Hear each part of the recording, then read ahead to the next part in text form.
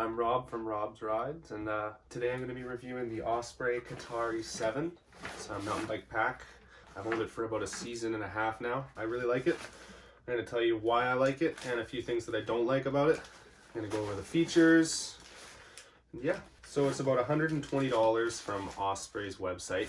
Comes in limestone, which is the one that I have. It's like this kind of gray with the lime, a cobalt blue, and then just your standard black. It comes in 3 sizes, the Katari 7, which is the one I'm reviewing today, the 3 and the 1.5, and then the women's Kitsuma comes in the same sizes. As I mentioned previously, it is a hydration pack, so it comes with a 2.5 liter reservoir that is easily accessible in an open back here. It has a 7 liter capacity in the actual bag itself. So the one main pocket there, and then it has a secondary pocket, which I'll go over in a minute here. It has 2 bottle pockets. Osprey calls them fine mesh pockets, which you can put anything. I honestly don't use them for bottles. I put my garbage when I'm done eating on the trail in there. Another notable feature is this airscape backing, which Osprey's patented. It's very breathable. It has really nice kind of foam back, so it's super comfortable when you're riding too. Your back doesn't get super sweaty. So just going over the first main pocket here, comes up and it has like a nice little Velcro kind of seal, I guess, to keep it relatively rainproof.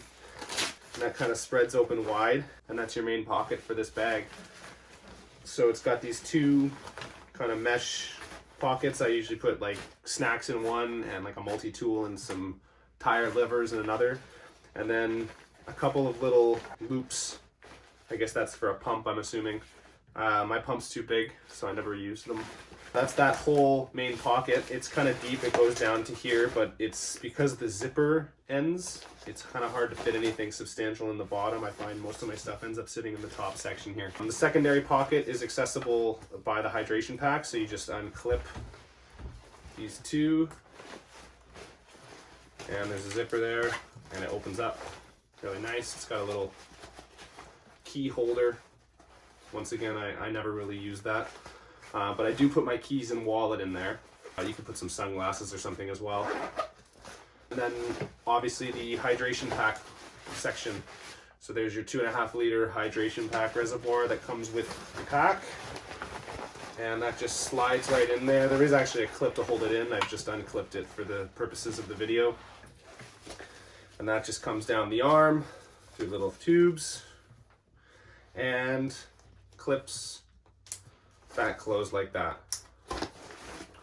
A really simple bag. A couple other features is the little light clip on the bottom here. It's kind of a little reflective strap. You can put like a little rear blinking light there, as well as the front chest strap is magnetic, which is really neat. It's just an easy on, easy off feature. And then it also has a magnet on the top for you to clip your bladder to. So that's really nice. It's really convenient because then you can just quickly drink it when it's on and off. Though when you're riding, it does tend to fall off pretty easily if you're doing any kind of rough terrain. But if you're doing any like just normal XC, perfect. The waist strap is really secure. It's just a basic waist strap, just your basic clip, clips together, stays on nice and easy. It is removable.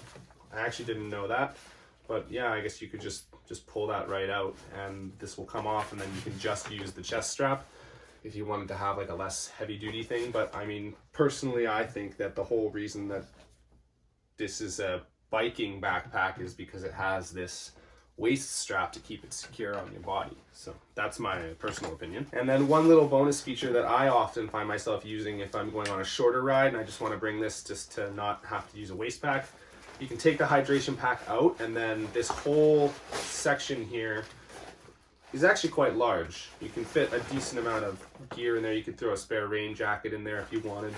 It does take up a small bit of the section of the main pack because it bulges up, but still pretty substantial area that you could put your stuff in. So if I was going to talk about the things that I like about this bag, I would say the fact that it's small and lightweight is really nice. It's good for, like I said earlier, if you don't want to bring a waist pack, you want to have a little bit more than a water bottle, you may want to bring a tube and some tools with you just in case you have a mechanical, but you don't want to have a whole backpack and you don't want to just bring your water bottle. It's kind of like that nice in-between size. Doesn't really get in the way at all when you're riding. So super small and lightweight, which is really convenient. It's breathable. As I said, the Osprey's patented that AirScape mesh backing, so that is really nice. I do not find I have an overly sweaty back after a long ride. It is durable as well. I've crashed lots on this. There's lots of dirt on it, so it's been used. It's been crashed on countless times, and I don't even have a single rip in it. I think if I put this through the wash, it would look brand new. What's nice about the Osprey water bladder system is that each bag is compatible with the other water bladders. So I have the Raptor 14, which is kind of the double up size of this, and it comes with the exact same size water bladders. Now I have two 2.5 liter water bladders that I can just swap between the two. When one's dirty, I can have the other one nice and clean.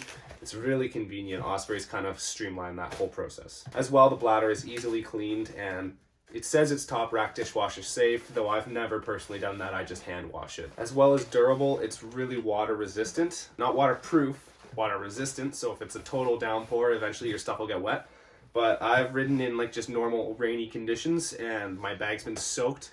I've opened it up. The gears had a little bit of like moisture, I think from the coldness, and maybe it was starting to get wet, but it was still decently dry. As long as you don't have any valuable electronics that you can't get wet inside there, you should be okay. And as I mentioned earlier, the magnet mechanism is really nice, though it could be a little stronger. This one, the one that connects to the actual bag, is nice. As you can see, I'm actually having trouble getting it off there. But the one from the hydration pack, which is kind of the whole point, I feel, of the magnet mechanism, is a little weak. It could be stronger. And then things I don't like about the bag, as well as being something I like, is something I don't like, is that it's small. I find myself, as I ride through the winter, not really wanting to use this bag because I can't bring a jacket or an extra jersey or extra pair of clothes or anything inside this bag, as well as an extra tube and tools and some snacks in the hydration reservoir. So it's a little small. As much as that is convenient in the cases where you want a small bag, I found that I needed to get the bigger one because of how small this one was. One thing I'm not sold on is the bite mechanic with Osprey's hydration bladders.